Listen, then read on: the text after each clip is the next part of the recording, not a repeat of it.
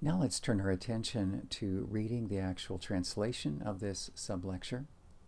Due to its length, I believe it will be helpful if we pause periodically to interject the various outline subheadings to give a sense of the flow and structure of the content that we read. Section 1 then is entitled Counsel for Courtiers, Lessons Concerning Greed and Generosity in 7 Relationships. Block A, Self-Control Concerning the Hazard of Greed in 4 relationships, with a recap. The first of those 4 greed-oriented relationships we find labeled in Unit 1, Restraining Promotion Greed Toward Superiors. Beginning our reading then with 25:13. As snows chill on a harvest day, so is a faithful envoy to his senders, and the soul of his master will he revive. Mist and wind, but no rain, such is a person given to boasting about a false gift. Through patience a leader may be persuaded, and a soft tongue can crack bones. This then involved restraining promotion greed toward superiors. Next, in Unit 2, restraining hospitality greed toward neighbors. Verse 16, You found some honey? Eat what you need, lest you eat your fill of it and vomit it up. Rarely may your feet be in your neighbor's house, lest he have his fill of you and start to hate you. A scatterer and a sword and a sharpened arrow is a person inclined to respond with false testimony against his neighbor. A bad tooth and an unsteady foot, such is confidence placed in a treacherous person on a day of distress. One who pulls off a garment on a cold day and vinegar on soda, such is one who sings songs to the tune of wrong motives. Next we come to Unit 3, this third relationship. It involves counsel for restraining revenge greed towards one's adversaries. Verse 21. If one who hates you is hungry, feed him some bread, and if he's thirsty, give him a drink of water. For burning coals you are scooping onto his head, and the Lord himself will repay you. The fourth and final of the relationships pertaining to restraining greed is this: restraining greed evident in stormy behavior towards one's spouse. Verse 23. A north wind will give birth to rain, and an indignant face, a sly tongue. It is better to live on the corner of a roof than with a woman disposed to contention and in a shared house. And now in Unit 5, we have the first cumulative recap, which then closes out these 4 relationships regarding greed. Verse 25. Cool waters over a weary soul, such is a good report from a distant land. Muddied headwaters and a ruined spring, such is a moral person who loses his footing in the presence of a guilty person. To eat a large quantity of honey is not good, but to search out their glory is glory. And finally, verse 28, which closes out Block 1A. A city which has been breached has no wall. Such is a person who has no restraint over his spirit.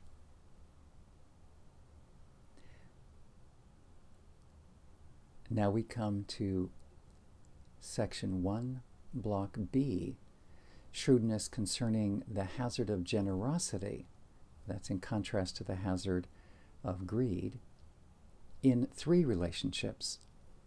The earlier portion dealt with 4 relationships, so together these make up a total of 7. The first of these generosity-oriented 3 relationships, then, is the patently stupid person, which spans verses 1 through 12 of chapter 26. Here then is 26:1. As the snow in the summer and the rain at harvest, so for a stupid fellow glory is not fitting. As the bird is disposed to flutter, as the swallow is disposed to fly, so a groundless curse cannot alight. A whip for the horse, a bridle for the donkey, but a rod is for the back of stupid folk. Do not reply to a stupid fellow in a manner corresponding to his folly, lest you become like him, even you. Reply to a stupid fellow in a manner corresponding to his folly, lest he become wise in his own estimation. Now verse 6. He amputates both feet. He drinks violence, whoever sends messages by the hand of a stupid fellow. Thighs were dangling on account of lameness, and a proverb was in the mouth of stupid folk. As binding a stone into a slingshot, so is one who gives glory to a stupid person. A briar has come into the hand of a drunkard, and a proverb into the mouth of stupid folk. An archer who wounds everyone, such is one who hires a stupid fellow, and one who hires transients. As a dog returns to its vomit, a stupid person repeats his folly. You have seen, no doubt, a person who is wise in his own estimation. A stupid person has more hope than he. Now comes the second relationship in this trio, where the sage is guarding against a hazard of generosity. The second character is the incurably lazy.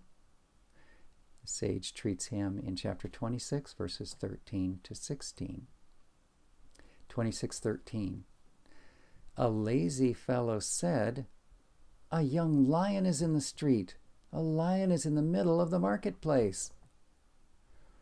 The door swings on its hinges, and a lazy fellow on his bed. A lazy fellow hid his hand in the bowl. He's too weary to return it to his mouth. In his own estimation, the lazy fellow is wiser than 7 who respond with sound discernment. And now we come to the caution against being generous toward the seductively litigious person. This is the third and last of the trio of generosity cautions. It spans 26:17 through 28. 26:17. As one who grasps a dog's ears, so is he who becomes enraged concerning a litigation that is not his. As a deranged fellow shooting flaming missiles, arrows with death, so it was that a certain individual deceived his neighbor and then would say, "Am I not merely fooling around?" For want of wood, a fire will die out, and when there is no slanderer, strife will grow silent. Charcoal fuel is to red-hot coals, and wood is to fire, as a contentious person is to the kindling of strife. Verse 22, words of a slanderer are like delicacies, so they are what descended deep within. Silver consisting only of silver dross, which has been overlaid on earthenware? Such are persons who set lips on fire with wrong motives. By means of his lips, one who hates may go undetected, but deep within he will be set on deception. Although he may make his voice sound gracious, do not trust him, for there are innumerable abominations in his motives. And now verse 26. Hatred may cover itself with guile. Its wickedness can be uncovered through a juridical assembly. One who digs a pit, into it he will fall, and one who rolls a stone, to him it will return. We come now to chapter 26, verse 28. This provides a summary to the seductively litigious, accenting the fact that they are operating with deception. Verse 28, a false tongue keeps on hating those whom it crushes, and a slick mouth will fashion an opportunity for stumbling. That brings us to Unit 4, which provides a second cumulative recap. By this we're saying it recaps that trio of characters against which the sage tells the courtiers they must exercise caution lest they be too generous toward them. This second cumulative recap then parallels the first cumulative recap, which occurred at the close of the first block. That was towards the close of chapter 25, and that sealed off the group of 4 characters against whom the sage warned lest the sage behave in those relationships with excessive greed. So 4 characters or relationships where at risk is excessive greed. Now 3 characters where the risk is excessive generosity. Both of those groupings end with a cumulative recap. This is the second of those recaps. It spans chapter 27, verses 1 through 4. 27:1. Do not boast about yourself regarding tomorrow, for you cannot know what a day may bring forth. May a stranger praise you, and never your own mouth, a foreigner, and not your own lips. A stone is a heavy load, and sand is a burden, but a fool's angry response is heavier than both. Rage is cruel, and anger is a flood, but who can keep standing in the face of revengeful wrath? That brings us to section 2. In section 2, the sage turns from those 7 relationships with a dual concern about excessive greed or excessive generosity. Now he's going to turn to teach concerning reproof. Reproof received and dispensed. This will span 27:5 through 18. First, he will deal with receiving reproof, and he will talk about the importance of relationships and receptivity. Watch for both of these, reference to relationships and the importance of receptivity, as we proceed through this particular block. Chapter 27, verse 5. Better is reproof revealed than love kept secret. To be trusted are wounds from one who loves, but manipulative are kisses from one who hates. A satisfied appetite will trample on a honeycomb, but as for a hungry appetite, anything bitter is sweet. As a bird wandering from its nest, so is a person inclined to wander from his place. Perfume and incense may delight the mind, but sweetness of its friend issues from advice regarding appetite. Do not abandon your friend and your father's friend, and do not enter your brother's house when you experience distress. One who dwells nearby is better than a brother far away. Next we come to Block B, which addresses dispensing reproof. Here we will discover the sage issuing an undergirding principle in this whole process of dispensing reproof, and then he will present failed models of dispensing reproof. This spans 27:11 through 16 and wraps up the teaching here in this sublecture regarding reproof. 27:11.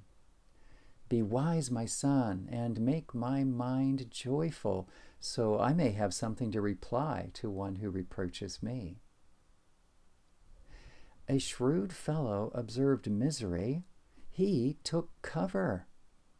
A naive fellow blundered forward. He was fined. Grasp his garment if he guarantees a loan for a stranger, and if he goes so far as to a foreign woman, tie him up. Now come the failed models for reproof, beginning in 27:14. One who blesses his neighbor with a loud voice, rising early in the morning, a curse will be reckoned to him. An incessant dripping on a persistently rainy day, that's what a contentious wife is like. Those who hide her hide the wind, and oil will accidentally get on his right hand. And now the sage presents in Block C relationships that successfully foster reproof, verses 17 and 18. 27:17. May iron by iron grow sharp, and may a person sharpen the face of his friend. One who guards a fig tree will eat its fruit, and one who guards his master will be given glory.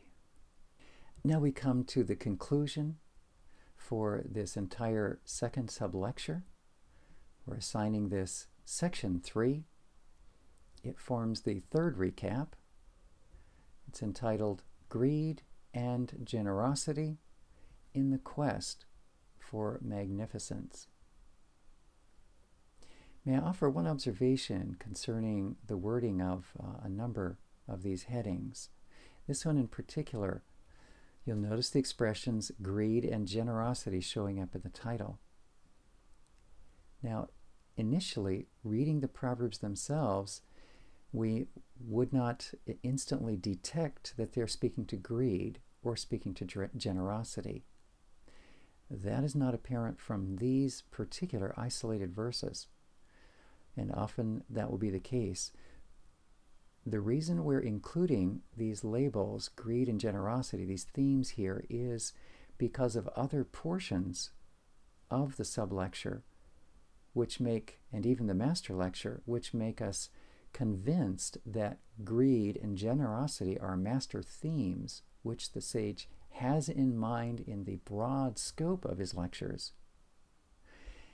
Consequently, the more complete meaning of these isolated verses, particularly here, 19 through 22, when viewed through that master lens of either greed or generosity, we are able, through these selective filters, then to detect, as it were, colors that fit within these verses, which we would not have seen otherwise had we not been trained to be on the lookout for greed and generosity.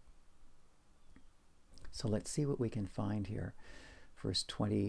Chapter 27, verse 19 is entitled A Preface to this Conclusion, Obtaining a Realistic Picture of Your Own Motives. just as water reveals the face to that face, so the motives of a mortal reveal to that mortal. And now in Block B, the remaining verses of this section, 20 through 22, provide a recap of counsel concerning greed and generosity. Verse 20 makes the most sense when we observe it in the light of the theme of greed. It's been entitled Greed. Realize that addiction to greed will be doomed to perilous dissatisfaction.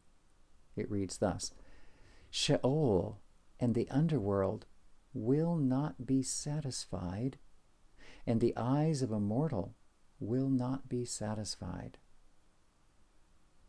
Now verse 21, which we're entitling Generosity Rightly Applied. This is because earlier in the lecture he cautioned against wrong application of generosity. Here we see concepts that speak to generosity, but applying it rightly. So wrong generosity rightly applied. Instead of greed, we should do this: submit to magnificence through refinement. As with generosity, you bring praise to others. This title will be explained more at length in the discussion that we entertain later.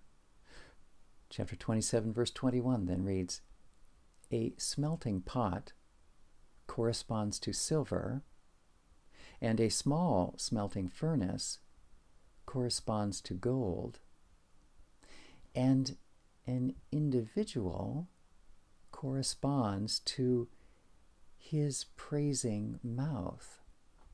And now the final verse of the sublecture,